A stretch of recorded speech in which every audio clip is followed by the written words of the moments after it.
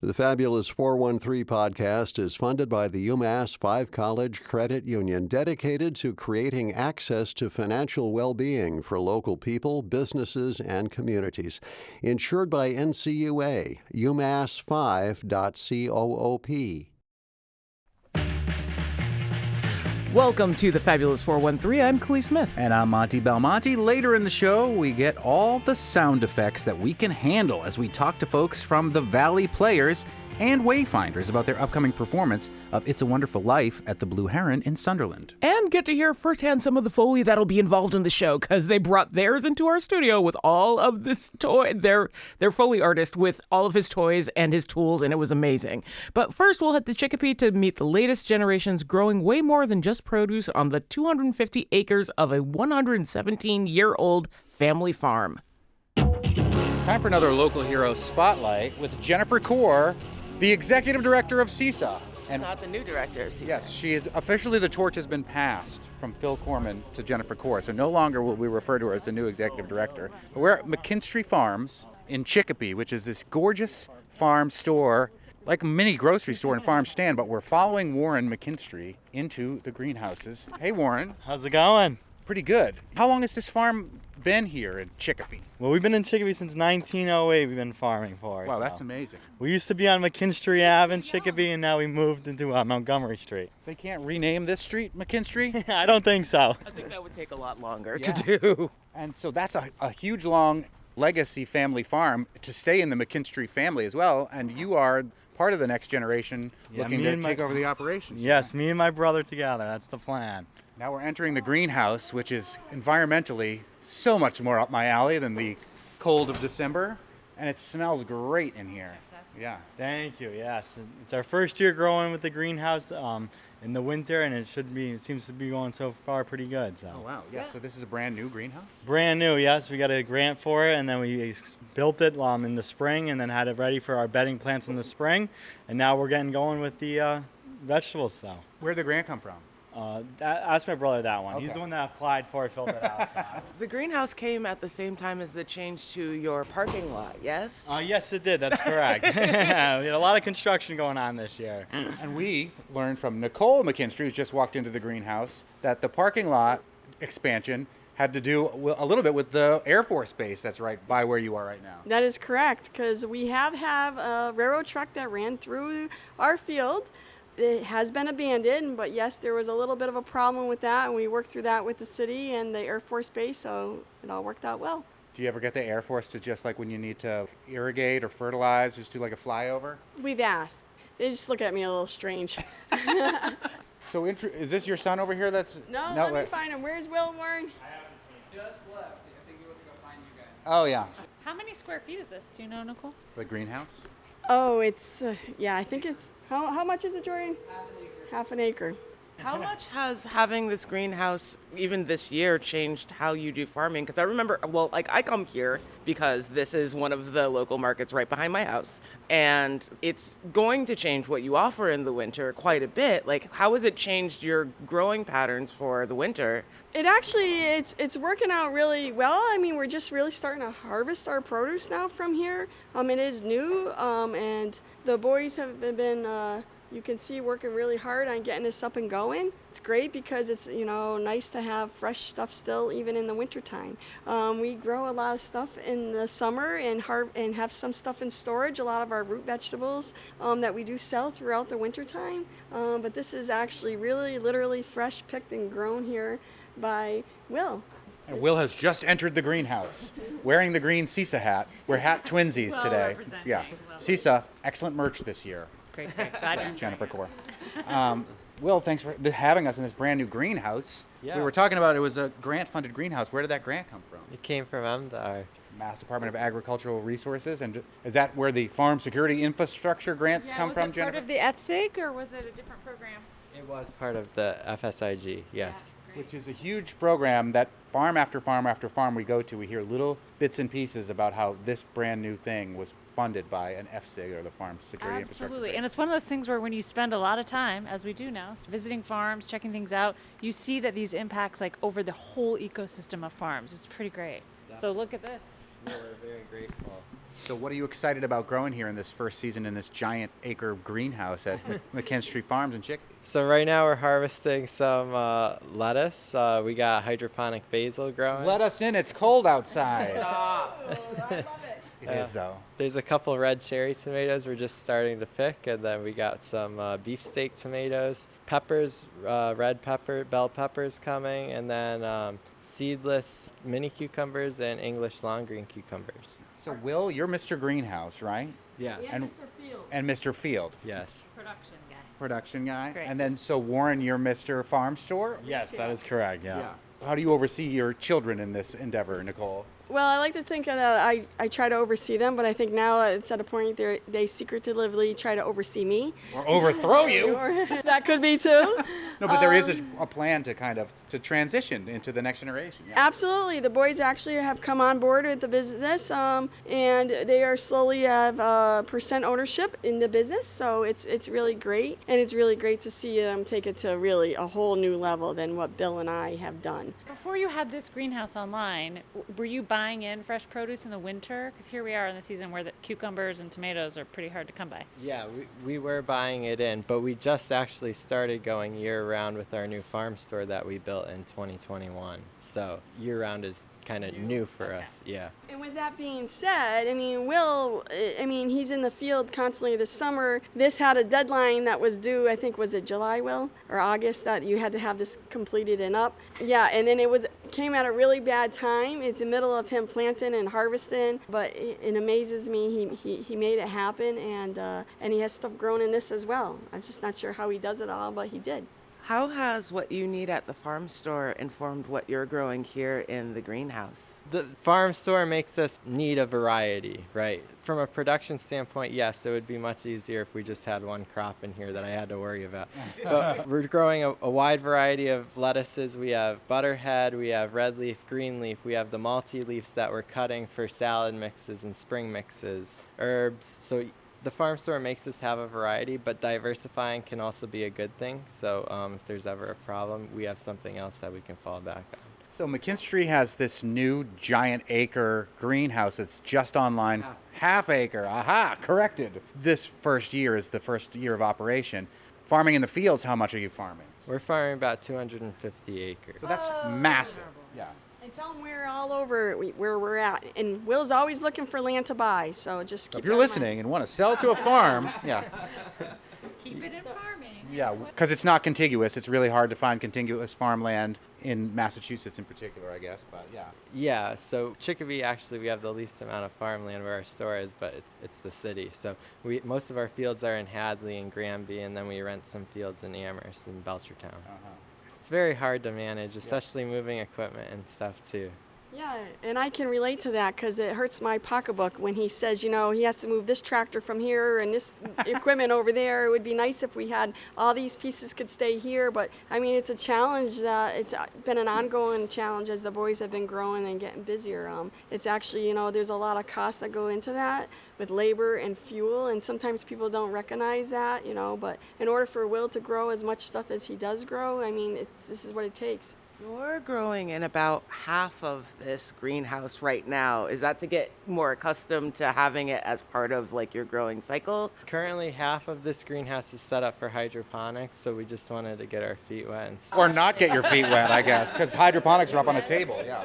But the other half, we grew actually our crop of annuals, bedding plants in the spring. And then all our vegetable starts last year, we were able to move in time. So all the tomato plants for the field and the pepper plants for the field, broccoli, cabbage, we were all started on that side. So this farm started in 1908. Nicole, you're the current generation, and then passing it on to your sons, Will and Warren here. Did you grow up in McKinstry, or did you marry into McKinstry? I actually married into the McKinstry. So let me tell you something. When you marry into a farm, it's much different than when you were born and raised on a farm. And these boys, I mean, it's in their blood. They love it, and nothing can change it. It's just amazing. Versus, when you kind of know what's on the outside, it's a little different. Yeah. Was there ever a moment, Warren and Will, where farming was not what you thought you wanted to be doing, that maybe you wanted to do something else, and then went Romspringa but returned to the farm? Well, growing up, it wasn't always something that I thought I wanted to do, but then it changed as I got older in life, and then it really became a passion of mine. And that was Warren, the farm store manager there. What about you, Will? Never changed in my mind. Always a farmer. Always, I yep. love that. Clarity from the beginning. Yeah, Very that's good. cool. It's cool to know. I mean, some kids grow up and like, I want to be a firefighter, and then every once in a while they do. But that's what happened with you. You want to be a farmer, grew up and been a farmer. Warren, why the farm store instead of being out in the field with your brother? Somebody's got to do That's a good question. Yeah, Warren. Working with family is always fun, and then growing up, I wasn't always out and as active at the farm as Will was, and Will really took a liking to the farm, and then the field work side of things, and especially driving the tractors and all that, and that wasn't really my passion. I'm a more people person. I like working with the store and working with the public and all that fun stuff, so. And then that way here, it worked out a lot better, a lot less arguing and everything else. Know your lane.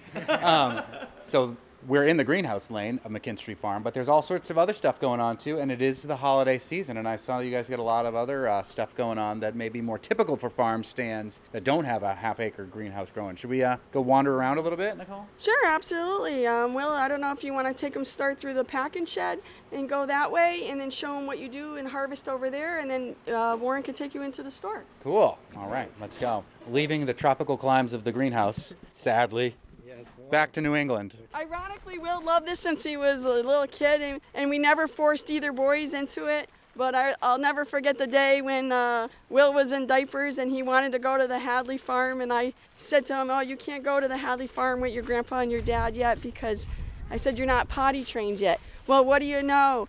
5 days later, he was potty trained and he was ready to go to the farm, and he's never stopped since. Oh, there you go. Exactly the story everyone wants their mom to tell on the radio. How's your potty training going now, Will?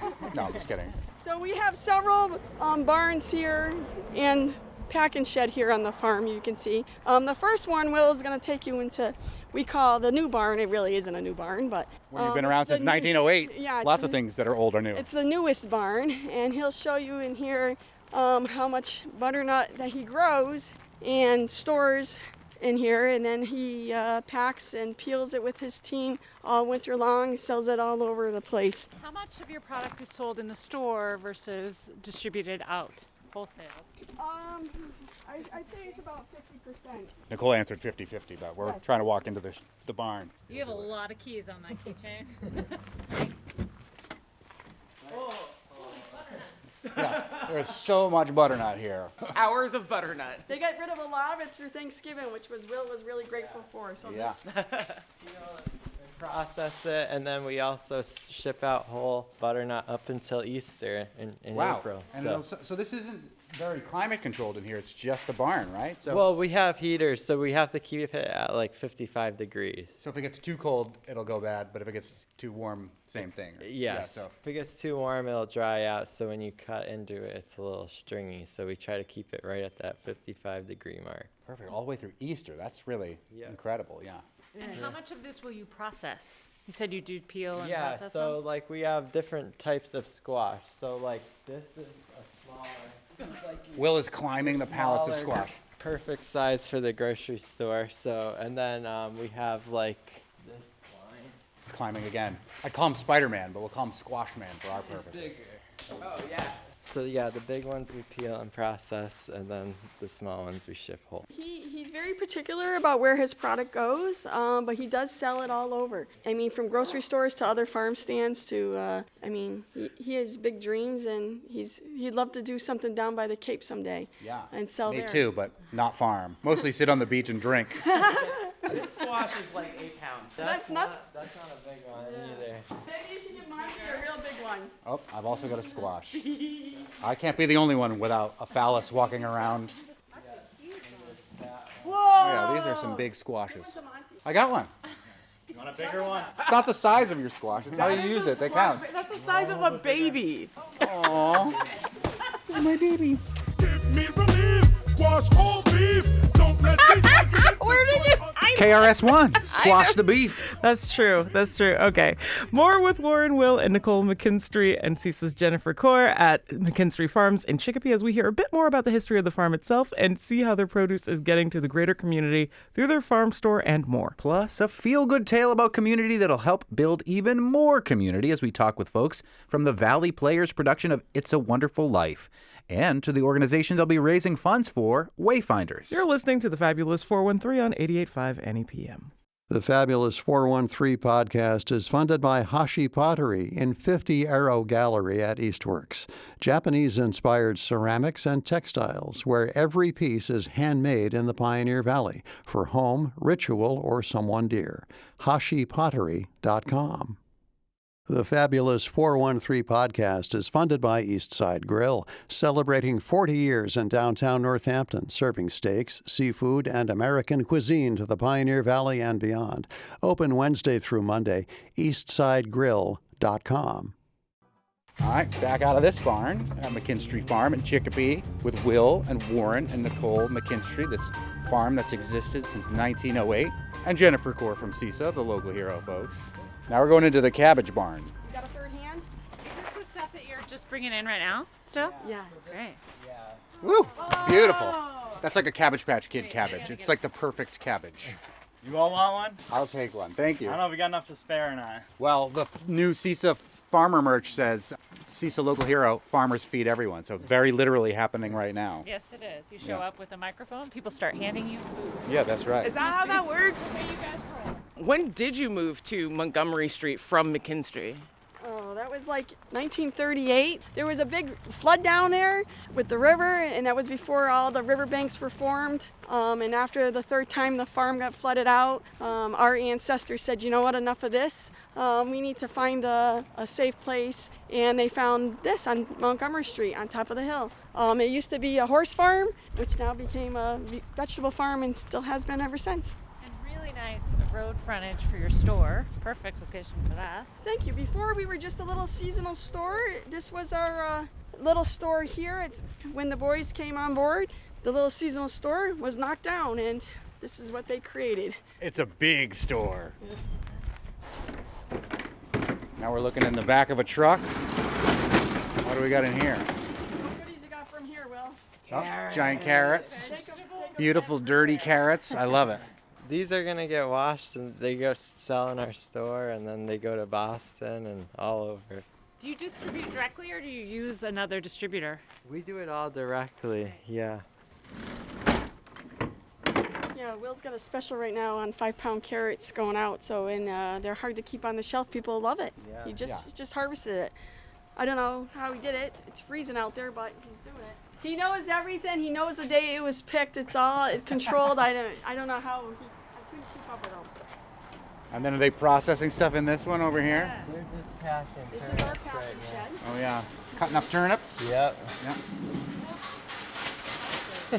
Great. How many people overall work at McKinstry? During our really busy growing season, we're about 65. Right now, we're about 45 right Still now. a lot. It for a is a farm, lot. yeah. Yeah. Keep 45 throughout the season or will you shrink down even further? We'll shrink down maybe to 40, but right now we're holding at 45. How many of them work at the store as opposed to like in the field and processing? So for the field, I have 10, and then it drops down in the winter. We use some on the H2A program. Just before Thanksgiving, I had some guys go back to Jamaica and Mexico. Are you worried about the visas for your workers when next season rolls around? A little bit, yeah, but hopeful. Were any of your farm workers impacted by the hurricane in Jamaica? 2 of them went back actually right before the hurricane, but they said that their properties were okay for the most part. So yeah, very thankful for that. All right, heading into Warren's World, the farm store. It's Warren's World. It's Warren's World. Party time, excellent. This is the back entrance. Come through the back door. Hello. Hello. This is Touchy. She's like our auntie to everybody. I love it. I am. Everybody needs a good auntie. Now we're in the Now store. we're in Warren's World. This is the part I usually see. Yeah, and it looks like a medium-sized grocery store, except it's got all sorts of farm products as well as candy and cards and holiday gift type And stuff. like local milk and local meat, which is wicked cool. Because weirdly, where I am in Springfield, it's very hard to get local milk. So this is one of the few places where I can come and actually get it. Getting into our Christmas season now, so the fresh from the field stuff's starting to wind down a little bit. As you saw, we still got cabbage, butternut, carrots, and turnip from the field. But we try to get as much local in as we can. We try to support local first. If we can't grow it ourselves, we'll try to get it locally first. Outside of that, and then right now we're getting to our Christmas tree season. So we just got our Christmas trees in. They came from Apex Orchards in Shelburne, Mass. You love them. Yeah, so we just got those in, got them set up. Along that, we got the wreaths up. We got kissing balls we do here. I love kissing balls. Christmas logs as well, and then the bakery. We're gonna be starting with our Christmas pie order, going pretty quick here, so a lot going on. So We you just have got the bakery is here too. the bakery's here too. Yep, wow. yep. We have fresh pies, muffins, all that fun stuff. And is this all relatively new when the new farm store expanded and just a couple of years ago, or? A lot of it's relatively new. We never did the Christmas trees or anything like that before, or even a lot of the Thanksgiving. We just did a big Thanksgiving pie order. Did a lot of pies there. And we did some meals as well in our snack shack. So we did like some stuffing and some fresh turkeys right from Ludlow we could have got from Liberty Farms. Nice. We also have a snack shack, Momo's Snack Shack. It is actually open all year round. The boys are very proud of it in the summertime. It's not your everyday restaurant that you can go, quick place. We have our own tomatoes in there, or our own greens in there. We have local beef that we get in there that we use. It's all fresh made, so it's a great place, and sometime they should come out and try it. Yeah. It's till 3 o'clock. Along those lines, like right behind here during the summer is a soft serve that you also have. Yeah, that's one of my favorite things, the ice cream shop. Yeah, so that's new for when we started the store in 2021. So we got ice cream hard and soft, and it's been a big hit so far. Are you making the ice cream in-house? or- Unfortunately, not this time, no. No, but they are looking into it. And since Will's passion is sweet corn, we are looking into sweet corn ice cream. That does sound delicious. And there's rumored to be maybe a bike path that would be near here, that like ice cream stand on the bike path in Chicopee. Exactly. Kind of awesome. Yeah. So we'll see if that comes true. That's what it's looking like. Oh, your auntie's trying to get through this door. We gotta move over. There are very few farm stands that are open year-round like this, so this is a pretty amazing thing for the community, and I imagine sustains the business to a certain extent. It does. Yeah. It does, and I agree with that. The sad thing is the boys don't get a break though. But I guess Listen to your mom. Take a break. as they tell me, if you love it as much as they do, it's not work. So for me not to worry about them. But when they pull 24-hour days, especially Will, and drives and in the field, it's a little nervous as a mother. Making your mother nervous. Well, No comment. they say if you love what you do, you don't work a day in your life. You work every every day. day. Don't step on my joke. You work every day of your life. Do you guys accept SNAP and HIP here? Yes, we are a SNAP and HIP retailer, as I'm sure all of you are familiar with. And with the March, I mean, food insecurity is huge. We had some huge trials with that this year and in the end of last year. Yeah, it's a very scary time, but food insecurity is real, and it affects everybody. And it's really sad to know that a country like ours, as great as ours, that our people have to worry about where their next meal's coming from. Sad. It is sad. I will give a shout out to Jennifer Kaur, who did some of day one and all of day two on the march for the food bank. Monty did both of day 1 and day 2, and Khalees did a bunch too. No, I did just day one. Please Technically prime day. Yeah, when we were in Perfect. Pittsfield. I did that one. But you had a hard Wednesday. I was crawling up my stairs, like modeling for my children, like when you're this age and your legs no longer work. So it turns out one can overestimate their fitness level quite easily. But it was awesome, an amazing event. I encourage anyone to think about doing it next And you year. brought a bunch of farmers along too. We brought a bunch of local hero members. It was pretty great to be walking through the fields, not literally, but past the fields, and realizing that connection between like what's happening across our farmscape and access to food within our community. It's not just a clever hat from CISA that both Will and I are wearing right now. Farmers feed everyone, and you McKinstries are doing a great job feeding everyone here and helping people who may not have access to all of the money they need to pay for the food, to make it more easy for people in a city like Chicopee that we got to walk through as part of the march. So kudos and thank you all so much for doing this for everybody. Thank you. Appreciate coming out. Yeah. Yeah, we appreciate you guys and all that you guys do. So thank you very much. Thanks for being right behind my house. Thanks so much to Will, Nicole, and Warren McKinstry for showing us around and taking so much time with us. Check out their McKinstry's Market Garden Hours and more through their website. Including one of the cooler CSAs that we didn't get to talk to them about, where they design it around specific recipes. It's farm-to-table CSA, they call it. Kind of like Blue Apron, but with way less packaging waste. And also thank you to Jennifer Kaur of CISA for being up for adventures. Now we delve into a story we know that remains timeless, but is getting a radio-style retelling next weekend. Folks from the Valley Players and Wayfinders join us to talk about the upcoming performance of It's a Wonderful Life at the Blue Heron. You're listening to the Fabulous 413 on 88.5 NEPM. The Fabulous 413 podcast is funded by Comfort Bagel, scratch-made artisan sourdough bagels, spreads, and sandwiches for breakfast or lunch on Main Street in Westfield and at their new location in Holyoke at 92 Race Street. ComfortBagel.com. The Fabulous 413 podcast is funded by Northeast Solar in Hatfield, dedicated to custom solar installations, electric vehicle charging solutions, and reliable long-term system support. Northeast-solar.com. Welcome back to the Fabulous 413. The Valley Players dinner theater production of It's a Wonderful Life, a live radio play, is going up on December 12th and 13th, as well as December 19th and 20th at the Blue Heron Restaurant in Sunderland, with half of the net ticket revenue going to the Springfield-based affordable housing nonprofit and our next-door neighbors, Wayfinders.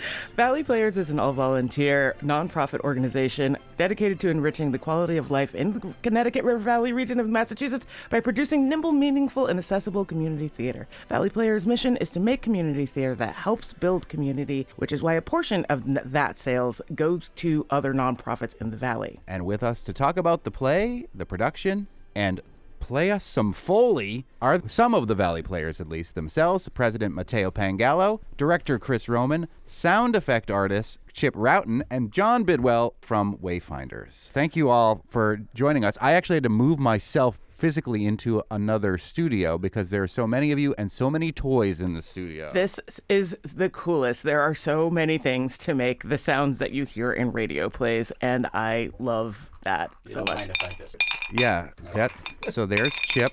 Are you mixing a cocktail in there? That's my kind of Foley. Foley, for those who don't know that term, which I realize sometimes people don't, what is Foley? Well, I think Foley is like Kleenex for tissue. It refers to any live sound effects that are done. But Jack Foley, who it's named after, there were sound effects being created on stage way before he came along. So everyone calls it Foley now, but these are live sound effects that are performed in sync with what's happening on stage. Excellent. Yeah. And we're going to hear some of them in just a little bit, which is really fun. So this is a radio play as opposed to a stage reading, which is what we talked to you the last time about. What's different about staging this as a radio play than the readings that we've seen of yours with like costume changes and running around rooms and things? Well, in comparison to the Bard in the Bar readings, the Bard in the Bar readings that Valley Players does, those are unrehearsed, and the cast is sort of randomly assembled, and we just do it on the fly. For this one, this is more along the lines of a full regular production. So we have our director and our stage manager. There was an audition process with a really incredible turnout. I think we had over 70 people sign up to audition. Wow. For a cast of just 6.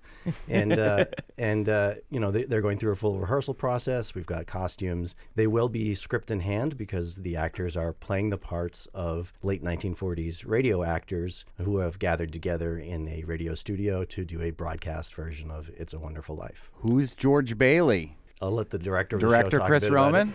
George Bailey is Joe Van Allen, and he's the only actor in the show who only plays one part. 5 other actors play the other 39 parts. And that is what is so cool about radio drama. There's an old story about the early days of television when a kid was asked, did he prefer radio or TV? And he immediately answered, I like radio better because the pictures are better. I love that. And so, in those days, the audience at home are listening to the radio, and all the different voices are performed by actors who can do lots of different voices, and all the sound effects that help create the mental images in this kid's mind are done on a Foley table with sometimes homemade sound effect kind of things. So here we're kind of doing a combination of the two. We're doing the way it was done in the radio studio, but also showing the audience there, not on the radio, how the sausage is made. So I think that's half of the fun of this show is seeing the sound effects and seeing the actors popping in and off mic to play all their different parts, as well as actually recreating quite effectively this wonderful movie that everybody loves so much from literally a different perspective. And the movie and the play is It's a Wonderful Life, a live radio play happening December 12th and 13th and 19th and 20th at the Blue Heron Restaurant in Sunderland, and we're speaking with some of the Valley players who are behind this radio play. And also John Bidwell of Wayfinders, who are going to be the nonprofit beneficiary of some of the proceeds. How did they get in contact with you? Well, I can't really answer that, but I'm very thankful that they got in touch with us because it really is a perfect fit. Housing is really at the heart of It's a Wonderful Life, the play and the movie and all that. And so it really is this fabulous coming together of what Valley Players is doing with the core of our work. So however it worked out, and I don't know exactly how, we are very, very pleased. I thought you were going to be with the Valley Players, John Bidwell. Well, I really appreciate that, Monty, but no, they deliberately left me out, and I think for good reason. So that's really best for everybody. I think it'd be a great actor. I appreciate that. Let's go back to the Foley, Chip, because this is the most exciting thing that's happened in the studio in quite some time.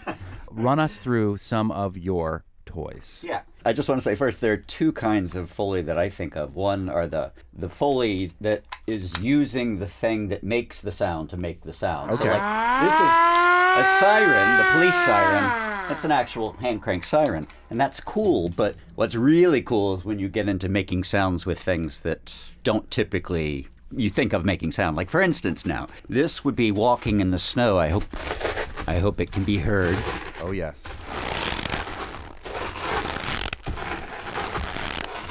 And I'm just using cornflakes and cornstarch, two things. So you've got two hands. You're using a shoe on in a little box of cornflakes, crunching them. And then what are you doing with the cornstarch in the other hand? I can't quite see. Just squishing it in Squishing it in a bag? Yeah. And one of the challenges for the show is to keep things, to not get anachronistic. So for instance, I've had a vintage cornflakes box made up because I can't just pour cornflakes from a regular box. And I think that's also important to remember. There are better sound effects if you're going for reality for all these things, obviously. Right. But these are the tools that would have been used in the 40s at the time. That's really fun. How did you get involved in doing this kind of live sound for performances like this? I've always just been a sound person, very responsive to noise, and I love the sound of typing. That's my favorite sound.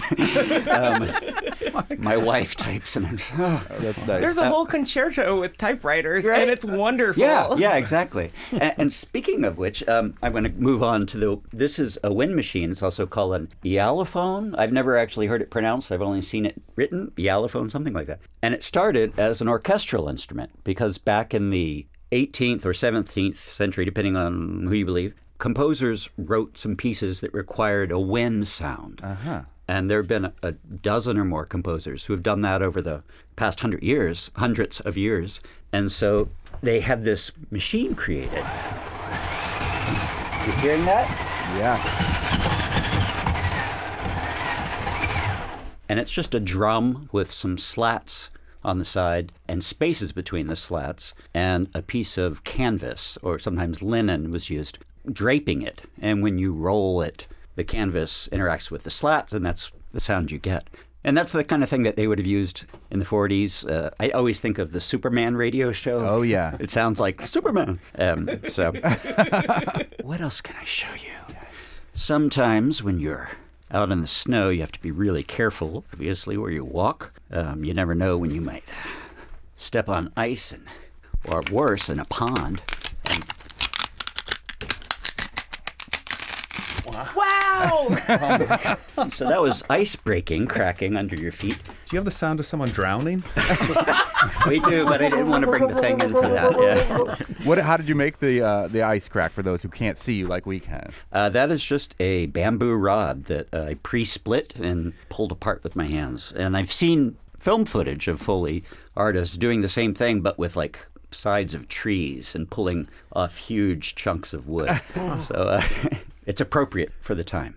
How important was it to be period specific for like all of the sounds for this? Like you could have let it be a little anachronistic if you wanted. No, they're shaking heads. No, we can't. Okay, never mind. That was Director Chris Roman's instruction? Yeah. We're trying to recreate the whole studio scene, including the actors in period costumes. Mm-hmm. Because the audience in the dining room, basically, is our studio audience. So we have applause signs, and we have on-air signs that flash on and off. And so the audience participates in the same way that a studio audience back then would do.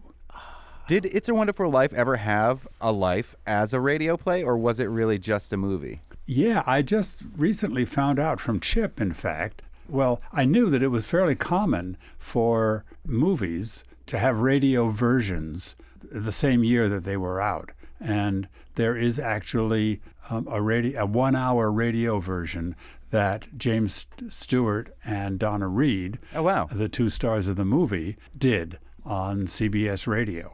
So, yeah. I love that. I know that there was a Star Wars radio one when I was a kid. But I can't remember if the real players were the people playing the voices, but I think that they were not. There was a Star Wars holiday special that they were all in, No, we don't talk about that. Legendary. No. We're talking about another holiday special. It's a Wonderful Life, a live radio play that the Valley Players will be putting on at the Blue Heron Restaurant, which is fantastic, by the way. One of the best restaurants in the Valley, in my humble opinion. In Sunderland, it's happening December 12th and 13th and 19th and 20th. There's still so many toys we haven't even touched in here. Keep touching toys, Chip. Is this plate glass, is it shatterproof? I'm a little nervous. Oh my goodness! How dare you do that to our brand new studio? There's Monty. It's an apology. I'm sure it was insured. Okay. Was it? I don't know. What was that really? Not since we lost the CPB funding. That is just a bag of broken shards of pottery. And you click it. You don't have to re-break anything. There are some Foley artists who have a box that actually smashes a piece of glass and the glass collects at the bottom, but that seems a little dangerous to me. Yeah, it does. And you just hit it with a mallet. Yeah. Well, I think you are familiar with this one. This is a favorite. So simple, but it's really good fire, right? You know? Oh yeah, it is. And that's just cellophane from my local florist. Occasionally on these things you need a creaking sound, whether it's a door or a floor or something. And this is called a creak box, and this is authentic to the period as well. It looks like a medieval torture device. It does, doesn't it? Yes. And I imagine it would be if I were playing it correctly. But we use that whenever we need a creak. But it's funny, you know, there's some simpler solutions. You could easily just go with. Oh yeah. Oh yeah. Sounds like a creaky floor. It does. Just a balloon. Just a balloon, yeah. One of the most famous sounds from It's a Wonderful Life is that every time a bell rings, an angel gets its wings. Don't you wish I'd brought a bell? Yeah, I kind of expected that you would. But you didn't bring a bell? Well, I figured that's just a bell. Everyone's seen a a bell. bell, You know so how that we works? don't need to go there. Yeah. Not even a period? Ding-a-ling-a-ling-a-ling. Yeah, it needs to be a period bell. It is a period bell, yeah. That's good. I'm going back to my cocktails. Which is so cool. It's walnuts in a glass, and it sounds so neat. Walnuts, because obviously ice would melt. Right. So, yeah. Right. And they'd start sounding liquidy. You'd start having like this water aspect to it too, that deadens the sound a bit. John Bidwell, does Wayfinders get to partner with other organizations in this way very often? We hope so. I mean, this is really a wonderful opportunity because we do more and more events to raise awareness and for having people support Wayfinders. But frankly, it's a real gift to the organization and the community when outside organizations do this. And I think this may be really the first time an arts organization in particular has supported Wayfinders, which is particularly great because people love the arts, right? And housing can be a pretty serious topic. Everybody knows that we've reached a tipping point. So I think it's wonderful that Wayfinders can be supported in a way that people frankly have fun and around the holidays and they celebrate the spirit of it. So it's fantastic as far as we're concerned. It's a win-win. Yay. What are some of Wayfinder's priorities as we head into this holiday season here, John? Does your mission change and the cold weather comes like this as well, or? Well, we do everything across the housing continuum, everything from making sure that people are sheltered, to getting people into affordable apartments, to making sure that if they want to be first-time home buyers, they perhaps can be first-time home buyers. So this time of year, really sheltering becomes a big issue, obviously, just because of the cold and all of that. But overall, no, our mission is pretty consistent throughout the course of the year. So we just want to make sure we get people housed and keep them housed. We're speaking with Wayfinders, John Bidwell, who will be the recipient, Wayfinders, of the proceeds from It's a Wonderful Life, a live radio play happening at the Blue Heron in Sunderland, December 12th and 13th and 19th and 20th. Matteo Pangallo, you, with the Valley Players, have done lots of fun events like this. What does 2026 have in store for the Valley Players as the president of that great organization? So we hope to continue doing the Bard in the Bar events, because they're a lot of fun and they're pretty straightforward and easy to do. We do Shakespeare at a bar. Yes, on book. Yep, script in hand, drink in hand. Where's the drink sound? The way that Billy intended. That's my kind of acting. And those are a great way to get a lot of people involved. They're very quick and easy to put together. But we are working on putting up our first full Shakespeare production, which will be The Tempest, going up as a sort of picnic theater performance on the lawn at Black Birch Vineyard. Oh, nice. And half of the ticket proceeds from that show will go to the Center for New Americans. Wonderful. To support refugee and immigrant families in our community. Chip, could we hear a Tempest real quick? That's right. Yeah, that makes sense, right? The winds down there.